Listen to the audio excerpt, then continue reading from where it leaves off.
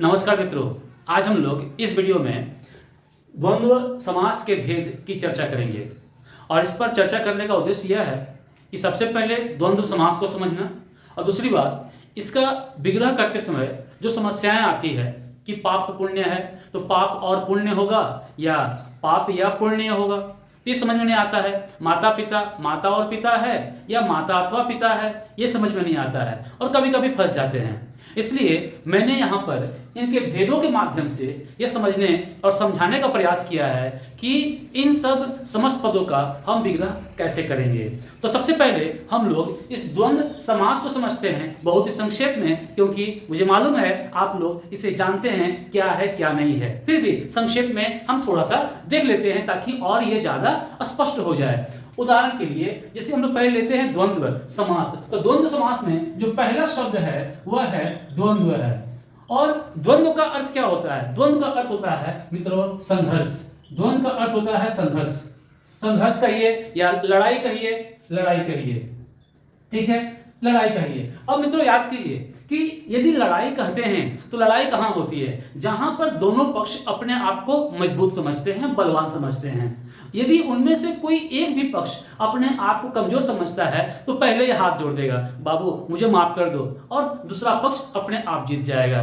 ठीक है, तो लड़ाई होने के लिए दोनों पक्षों का मजबूत होना जरूरी है। इसलिए द्वंद्व समास में हम जो देखते हैं यहाँ जो दोनों पद होते हैं, पूर्व पद, पूर्व पद, पूर्व पद और उत्तर पद, ठीक है, हम लोग जो देखते हैं पूर्व पद और उत्तर पद दोनों जो है वो प्रधान होते हैं। यानी जब हम द्वंद्व समास की परिभाषा की बात करते हैं तो क्या कहते हैं कि जिस समास में, मैं यहां लिख दे रहा हूं, जिस समास में दोनों पद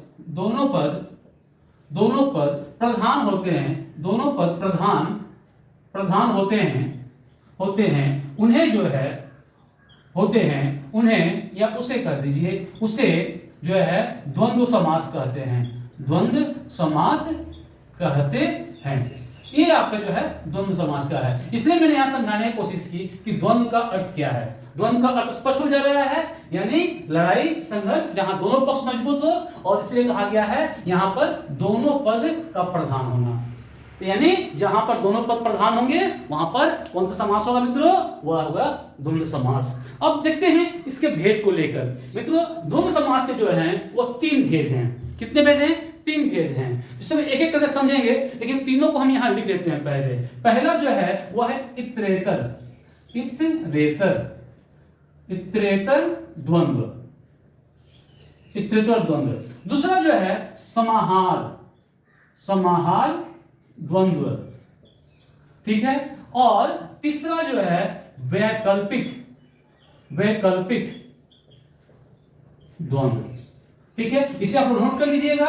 ये तीन जो है आपके द्वंद्व समास के भेद हैं और इसी में इसके समास विग्रह जो है छिपे हुए हैं। ठीक, इसे समझ जाएंगे तो फिर इस विग्रह करने में कोई असुविधा नहीं होगी। सबसे पहले हम लोग लेते हैं इतरेतर द्वंद्व को। इतरेतर द्वंद्व को अगर देखा जाए तो यहाँ दो शब्द है आपका जो है इतर और इतर, ठीक, इन दोनों की संधि करेंगे तब जाकर ये होता है इतरेतर होता है। इतर का क्या अर्थ होता है मित्रों? इतर का अर्थ होता है पृथक, यानी अलग, अलग कह लीजिए, भिन्न कह लीजिए, ठीक है, ये आपका जो है इतर का जो है अर्थ होता है। दूसरा कह लीजिए, ठीक है, दूसरा ये। तो इस शब्द के अर्थ के साथ भेद का क्या संबंध है, ये जानना जरूरी है कि शब्द के अर्थ के साथ भेद का क्या संबंध है। यानी हम जब देखते हैं इसमें क्या होता है, सबसे पहले जो है दोनों पद, ठीक है, दोनों पद जो है और जो संबंध सूचक, समुच्चय बोल रहा हूं, समुच्चय सूचक, समुच्चय भी नहीं, समुच्चय सूचक शब्द से, ठीक है, जुड़े होते हैं। ठीक, इसमें दोनों पद, पूर्व पद, उत्तर पद, समुच्चय सूचक शब्द और से जुड़े होते हैं और इसका लोप होता है। और इसका क्या होता है मित्रों? लोप होता है। यानी यदि हम इसको ध्यान में रखकर हम परिभाषा देखेंगे तो क्या होगा कि जिस समास में दोनों पद और समुच्चय सूचक शब्द से जुड़े होते हैं और का लोप हो जाता है तो वहां पर जो है इतरेतर द्वंद्व होता है। ठीक, लेकिन इसका नाम इतरेतर क्यों है? ये तो किसे कहते हैं मालूम चल गया। क्या पता चल गया कि जिस समास में दोनों पद और समुच्चय सूचक शब्द से जुड़े होते हैं और का लोप होता है, वहां पर हम लोग देख लेते हैं वो हो जाता है इतरेतर द्वंद्व। लेकिन इसका जो इतरेतर जो कह रहे हैं उसका कारण क्या है? देखिए मैंने पहले क्या कहा मित्रों, पहले कहा कि इतर का अर्थ होता है अलग, ठीक है, और यहाँ दो इतर है, यहाँ भी अलग हो गया, यहाँ भी अलग हो गया, ठीक है, अलग अलग हो गया, ठीक। यानी यहां जो दोनों पद होंगे, पूर्व पद और उत्तर पद, उसमें क्या होंगे, दोनों पद जो है अपना अलग अलग अस्तित्व रखते हैं। ध्यान रखिएगा, दोनों पद अपना अलग अलग अस्तित्व रखते हैं, इसलिए जो है इसका नाम जो है इतरेतर द्वंद्व है। जैसे उदाहरण के लिए माता पिता, माता और पिता, भाई बहन, भाई और बहन, इस तरह के बहुत सारे शब्द मिल जाएंगे आपको। राम कृष्ण, राम और कृष्ण, देव दानव, देश विदेश, बहुत सारे शब्द आपको इस तरह के मिल जाएंगे, जहां पर आपको मिलेंगे कि दोनों जो पद हैं वह स्वतंत्र हैं, दोनों का स्वतंत्र अस्तित्व है, इसलिए इसका नाम जो पड़ा है द्वंद्व। और इसका हम जो विग्रह करेंगे वो विग्रह करेंगे और के माध्यम से। क्यों? क्योंकि समास होते समय इस और का लोप हो जाता है, लोप हो जाता है, इसलिए समास विग्रह करेंगे, इसलिए ये फिर वापस चलाएगा और लिख देंगे। ये हो गया मित्रों इतरेतर द्वंद्व। अब देखिए आते हैं समाहार द्वंद्व में। समाहार द्वंद्व में, ठीक, अब समाहार का अर्थ क्या होता है बताइए, सोचिए, समाहार का अर्थ क्या होता है? तो समाहार का अर्थ जो होता है मित्रों वो होता है समूह, समूह होता है। समाहार का अर्थ समूह कह लीजिए या समष्टि कह लीजिए, ठीक है, ये समूह होता है या समष्टि होता है, ठीक। अब इसमें क्या होता है, हम जो देखते हैं कि ये भी जो है याद रखिएगा कि और जो समुच्चय, और जो समुच्चय जो इसे हम लोग पढ़े थे, समुच्चय सूचक, समुच्चय सूचक से जुड़े होते हैं, ठीक है। इसमें भी जो है जो दोनों पद होते हैं वह समुच्चय सूचक से जो है वह जुड़े होते हैं, जुड़े होते हैं, ठीक, जुड़े होते हैं, ध्यान रखिएगा। और समुच्चय सूचक से जुड़े होते हैं और का लोप होता है, और का लोप होता है। जैसे पहले में था वैसे ही, जैसे हम लोग पहले में पढ़ा था, इतरेतर द्वंद्व पढ़ा था, उसी तरह से। लेकिन इन दोनों में अंतर क्या है? इन दोनों में अंतर क्या है कि इसमें जैसे क्या है कि दोनों पद अलग अलग अस्तित्व होते हैं, लेकिन इसमें क्या होता है कि दोनों पद मिलकर एक तीसरे पद की ओर इशारा करते हैं, तीसरे अर्थ की ओर इशारा करते हैं, अन्य पद की ओर इशारा करते हैं। यानी क्या इशारा करते हैं मतलब क्या?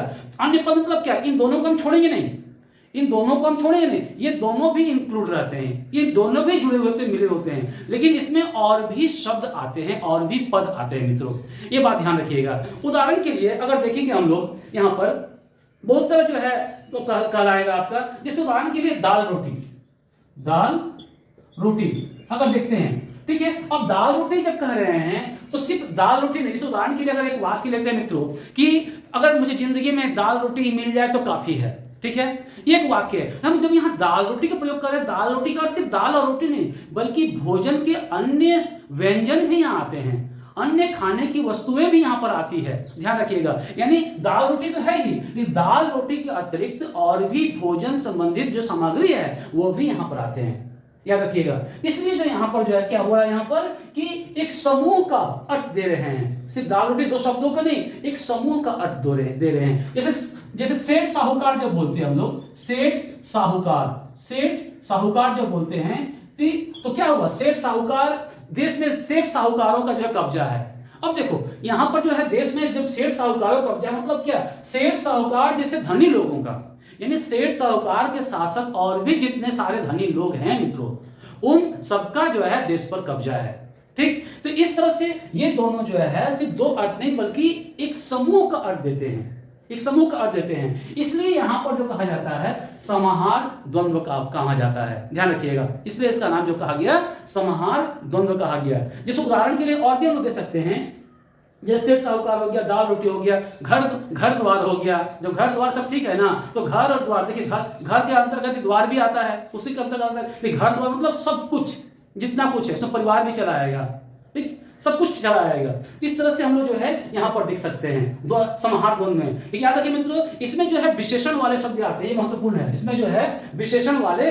शब्द आते हैं, यानी दोनों शब्द जो है वो विशेषण होंगे। जैसे भला और बुरा, भला और बुरा। इसका उल्लेख मैंने जो है याद रखिएगा किया था, किसमें, कर्मधारय समास में भी किया था कि भला बुरा जो है वो कर्मधारय समास के अंतर्गत आता है। लेकिन दोनों में शर्त है, यहाँ पर हम भला बुरा का प्रयोग करेंगे, यहाँ पर वह द्वंद्व समास में आएगा, लेकिन कर्मधारय समास में जब प्रयोग करेंगे तो कर्मधारय में आएगा। लेकिन कब मित्रों, ये जानना जरूरी है, जब भला बुरा का प्रयोग, जब भला बुरा का प्रयोग यानी विशेषण, दोनों पद यदि विशेषण होते हैं और उनका प्रयोग विशेषण के रूप में ही किया जाता है, ठीक, विशेषण के रूप में किया जाता है, तो वो आएगा कर्मधारय समास में, ठीक है। और जब इनका प्रयोग जो है संज्ञा के रूप में किया जाएगा तो वो आएगा द्वंद्व समास के रूप में। मैंने कहा था पढ़ाते समय कर्मधारय समास को कि कर्मधारय समास में जो है विशेषण वाले आते हैं और बाकी जो संज्ञा वाले हैं वो द्वंद्व समास में आते हैं। उदाहरण के लिए इसको देखते हैं, भला बुरा, जैसे भले बुरे लोग सभी मुझे जानते हैं, ठीक है। अब भले बुरे लोग, अब देखिए भला बुरा प्रयोग किए हैं, लेकिन यहां पर ये विशेषण है, क्या है, विशेषण है, किसका, लोक का।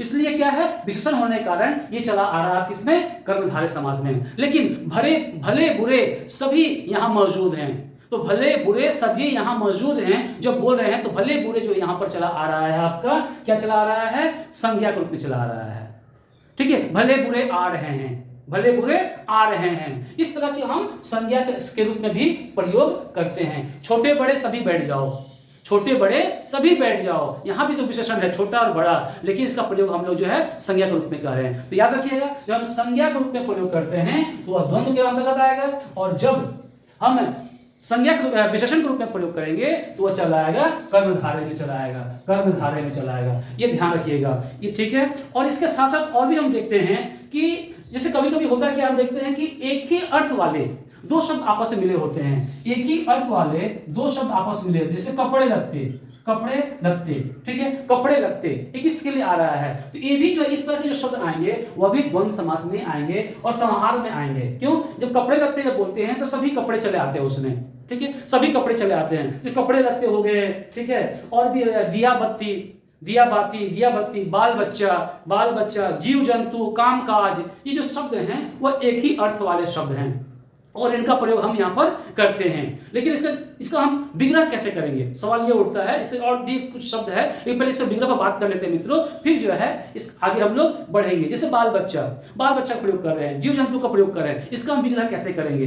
इसके लिए जो हम लोग प्रयोग करते हैं वगैरह का, वगैरह, जैसे उदाहरण के लिए कपड़े लत्ते वगैरह यहाँ पड़े हैं कि नहीं, ठीक है। तो अंत में वगैरह लगाकर जो है इन समाहार वाले शब्दों का हम विग्रह करते हैं। और कहीं कहीं और भी मिलता है, लेकिन और कहाँ मिलेगा, सेठ साहूकार, सेठ और साहूकार, और सेठ साहूकार वगैरह सभी यहाँ आए हैं, हम ऐसे भी कर सकते हैं और सेठ और साहूकार भी कर सकते हैं। दाल रोटी वगैरह, ठीक है, वगैरह देकर ही प्रयोग होते हैं। यानी हमको और के साथ साथ हमें जो ध्यान देना है, और या के साथ साथ वगैरह शब्द पर भी ध्यान देना है। यदि यह भी होता है समास विग्रह में तो हमें उसे द्वंद्व समास के अंतर्गत ही रखना होगा, ठीक है। तो इस तरह के हमारे शब्द हैं। जो मैं अलग बोल रहा था वह यह है आपके हैं, जैसे विपरीत अर्थ वाले शब्दों का भी जो है यहाँ मेल होता है।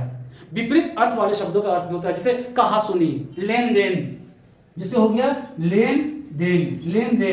लेन देन का प्रयोग जो है, लेन देन वगैरह सब ठीक है ना, लेन देन वगैरह सब ठीक है ना, कहा सुनी, ठीक है, कहा और सुनी पर कर सकते हैं यहाँ पर, और वगैरह का भी। यानी हम जब समाहार द्वंद्व वाले हम समस्त पदों के विग्रह करेंगे तो मित्रों हमें ध्यान रखना पड़ेगा कि वगैरह से भी कर सकते हैं और जो है और लगाकर भी कर सकते हैं। लेकिन वगैरह से कहाँ करना अच्छा होगा, जहां पर समान अर्थ वाले शब्द होंगे। जैसे बताया कपड़े लत्ते को लेकर, ठीक है, कपड़े लत्ते वगैरह हो गया, बाल बच्चा वगैरह हो गया, इन सब जो है का प्रयोग हम वगैरह के साथ करेंगे तो यह बेहतर होगा। तो इस तरह से हम समाहार द्वंद्व को समझ सकते हैं मित्रों। और सबसे अंत में जो है वह चला आ रहा है मित्रों समष्टि बोल रहा हूं, वैकल्पिक द्वंद्व। तीसरा जो है वह है वैकल्पिक द्वंद्व, ठीक, वैकल्पिक द्वंद्व। अब देखिए इन दोनों हमने क्या देखा, इन दोनों में हमने देखा इतरेतर और समाहार द्वंद्व में क्या देखा कि और समुच्चय बोधक जो शब्द हैं उससे जुड़े होते हैं, ठीक है। एक समाहार में कुछ और भी होते हैं, इस मतलब वगैरह के लिए बताया था, तो लेकिन मेन जो है और है। लेकिन वैकल्पिक जो शब्द आ रहा है, याद रखिएगा, विकल्प विकल्प में जो है इक प्रत्यय मिलने से जो है वैकल्पिक बना है। और विकल्प का अर्थ क्या होता है? इंग्लिश में इसको ऑप्शन कहते हैं, इंग्लिश में इसको ऑप्शन कहते हैं, यानी चुनाव के लिए 2 में से 3 में से 4 में से जो है हमें कोई एक जो है चुनना होता है। ठीक, यानी यहां पर भी चुनाव की बात है। इसलिए कहा जाता है कि यहां पर जो होता है दो पदों के बीच में क्या रहता है? वैकल्पिक शब्द होते हैं। 2 पदों के बीच में जो है वैकल्पिक शब्द होते हैं, जैसे या हुआ, ठीक है, अथवा हुआ, या अथवा, ठीक है, वा का भी प्रयोग करते हैं। यानी इनमें से कोई एक का जो हम लोग प्रयोग करते हैं इसका विग्रह करते समय, ध्यान रखिएगा इस बात को। यानी क्या परिभाषा क्या होगी? परिभाषा इसकी हो जाएगी कि जब जिस समास में 2 पद, ठीक है, जिस समास में 2 पद या अथवा वा जैसे वैकल्पिक शब्दों से जुड़ा हो, ठीक, और समास होते समय इनका लोप हो, तो वहां पर जो है क्या हो जाएगा? वैकल्पिक द्वंद्व समास होगा। ठीक, जैसे उदाहरण के लिए पाप और पुण्य, जैसे मैंने शुरू में ही कहा था। अब देखिए यहां वैकल्पिक है, पाप या पुण्य, इसका जो विग्रह होगा पाप या पुण्य।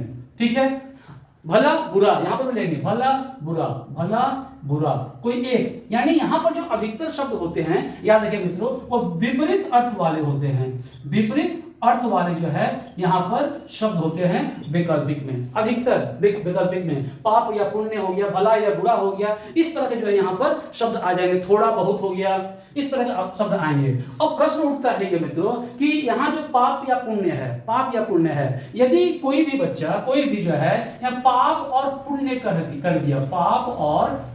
दिया तो यह गलत हो जाएगा। याद रखिएगा मित्रों कि हम जो प्रयोग करते हैं, ठीक है, हम जो प्रयोग करते हैं किसी शब्द का, वो प्रसंग के अनुसार जिसलिए हम प्रयोग कर रहे हैं, जिस अर्थ के लिए प्रयोग कर रहे हैं, उसके अनुसार उसका अर्थ बदलता है। यदि हम कहेंगे कि पाप पुण्य समाज में हैं, ठीक है, पाप पुण्य को मानने वाले समाज में हैं, लोग हैं, जब कहेंगे तो यहां पर कोई एक नहीं आएगा। पाप और पुण्य दोनों को मानने वाले यहां लोग हैं, इसका अर्थ यह है। ठीक है, तो लेकिन जब दूसरा वाक्य कहेंगे पाप पुण्य में से किसी एक को चुनो, ठीक, तो यहां पर चुनने की बात हो रही है, विकल्प की बात हो रही है। और जब विकल्प की बात होगी तो हम लोग जो है या का, अथवा का या वा का प्रयोग करेंगे। ध्यान रखिएगा इस बात को। लेकिन इन सब शब्दों के लिए जहां विपरीत अर्थ वाले शब्द हैं, यदि वहां हम या लगाकर विग्रह करते हैं तो गलत नहीं होगा। लेकिन जो विपरीत अर्थ वाले शब्द नहीं हैं, जैसे कि हमने देखा था शुरू में, इतरेतर में माता या पिता नहीं करेंगे, माता और पिता करेंगे। भाई और बहन